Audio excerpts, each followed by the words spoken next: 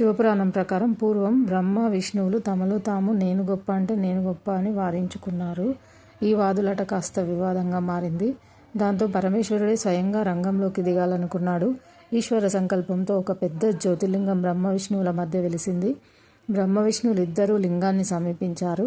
అప్పటి వరకు వారి మధ్య ఉన్న ఆధిపత్య పోరు తాత్కాలికంగా సద్దుమణిగింది. ఆ మహాలింగం మొదలు తుది తెలుసుకోవాలన్న ఆసక్తి వారిద్దరికీ కలిగింది. బ్రహ్మ హంసారూపం ధరించి లింగ అగ్రభాగాన్ని చూడడానికి, విష్ణు వరాహ రూపంలో ఆదిని కనుక్కోవడానికి బయలుదేరాడు. బ్రహ్మకు ఎంతకు లింగం అగ్రభాగం కానీ మొదలు కానీ కనిపించలేదు. ఇంతలో లింగం పక్క నుంచి ఒక కేతక పుష్పం అంటే మొగలి పువ్వు జారి కిందకు రావడం చూసి బ్రహ్మ దాన్ని అపితనకు బ్రహ్మకు విష్ణువుకు నడుమ జరిగిన వాదాన్ని వివరించి సహాయం చేయమని అడిగాడు. ఆవు కనబడితే అదేవిధంగా చెప్పి ఆ లింగ అగ్రభాగాన్ని చూసినట్లుగా విష్ణువుతో చెప్పేటప్పుడు అది నిజమేనని సాక్ష్యం ఇమ్మని ప్రాధేయపడ్డాడు. సాక్షాత్తు సృష్టికర్తయే తనని బ్రతిమాలేసరికి కాదనలేక సరేనంటాను. రెండూ కిందకి దిగి వచ్చేసరికి విష్ణు తాను ఆ లింగం మొదలు చూడకలేకపోయాను అని ఒప్పుకున్నాడు. బ్రహ్మ తాను లింగ అగ్రభాగాన్ని చూశానని కావాలంటే ఆవును మొగలి పువ్వును అడగమని చెప్పాడు. నిజమే అంది మొగలి పువ్వు. బ్రహ్మదేవుడి మాటను కాదనలేక ఆయన అంగం అగ్రభాగాన్ని చూశాడని ఆవు తలతో చెప్తుంది. కానీ అసత్యం చెప్పడానికి ఇష్టం లేక తోకతో చూడలేదని చెప్తుంది. బ్రహ్మదేవుడి అసత్య ప్రచారాన్ని చూడలేక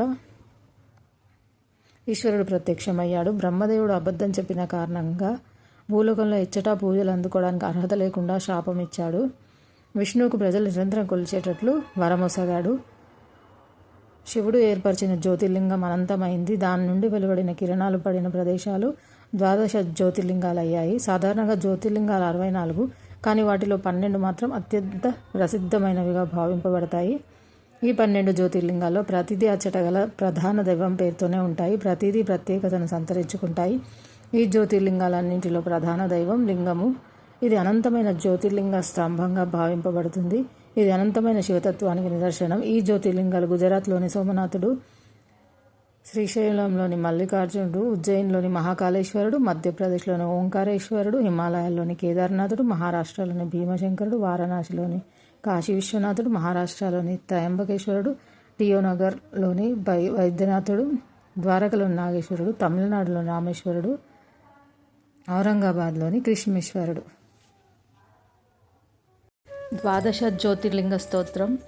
సౌరాష్ట్రే సోమనాథంచ శ్రీశైలే మల్లికార్జునం ఉజ్జయిన్యాం మహాంకాళే ఓంకారం అమలేశ్వరం ప్రజ్వల్యాం వైద్యనాథంచ డాకిన్యాం భీమశంకరం సేతుబంధేతు రామేశం నాగేశం దారుకావనే వారణాస్యంతు విశ్వేశం త్రయంబకం గౌతమీతటే హిమాలయేతు కేదారం కృష్ణేశంతు విశాలకే ఏతాని జ్యోతిర్లింగాని సాయం ప్రాతః పఠేన్నరః సప్తజన్మకృతం పాపం స్మరణేన వినశ్యతి.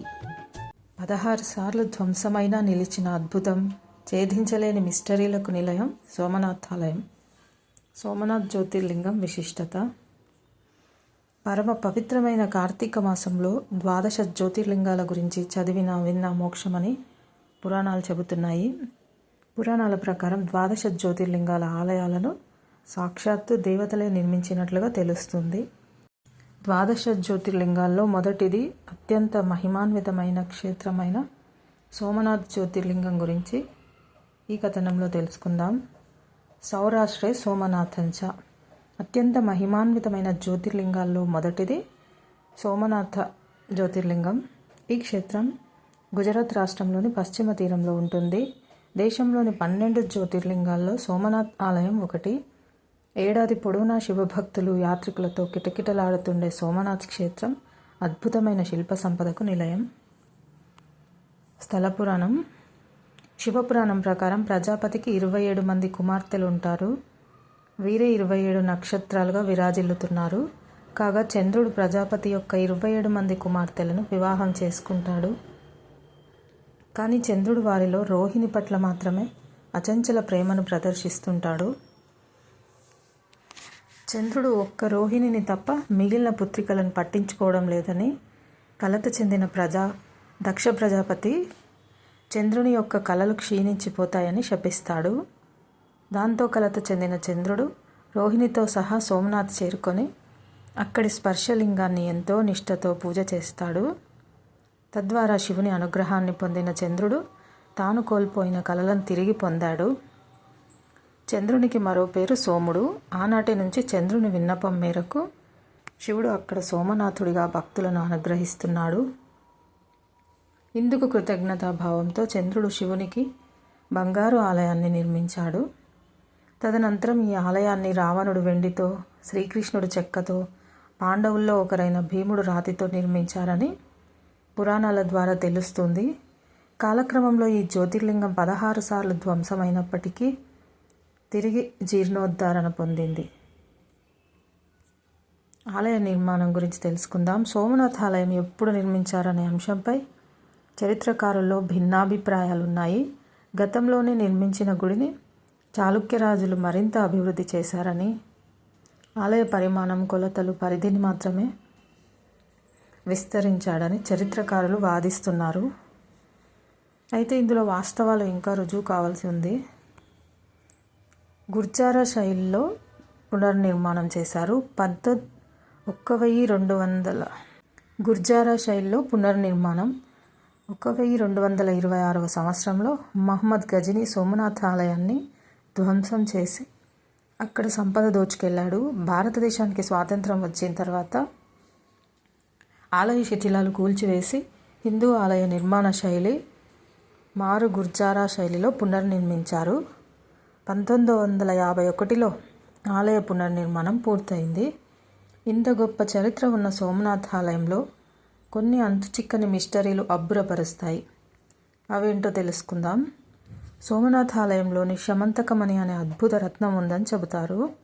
బహుశా మనం వినాయక చవితి కథలో తెలుసుకున్న శ్రీకృష్ణుని వద్ద ఉన్న శమంతకమణి ఇదేనేమో. ఈ శమంతకమణిని తాకిన ప్రతిదీ బంగారంగా మారిపోతుందని పురాణాలు చెబుతున్నాయి. ఆలయ పరిరక్షణలో భాగంగా ఈ శమంతకమణిని జ్యోతిర్లింగం బోలు లోపల దాచారని తెలుస్తుంది. సోమనాథ్ ఆలయ శిఖరంపై 37 అడుగుల పొడవైన జెండా ఉంటుంది. ఆలయ సిబ్బంది ఈ జెండాను రోజుకు 3 సార్లు మారుస్తారు. పురాణాల ప్రకారం సరస్వతి, కపిల, హిరణ్ అనే 3 నదుల పవిత్ర సంగమంగా సోమనాథ్ ఆలయం నిర్మాణానికి ముందు సోమనాథ్ ప్రదేశం ఒక ప్రసిద్ధ తీర్థయాత్రగా గుర్తింపు పొందింది. ఎంతో మహిమాన్వితమైన సోమనాథ్ జ్యోతిర్లింగాన్ని మనం కూడా దర్శించుకుందాం. తరిద్దాం. ఓం నమః శివాయ.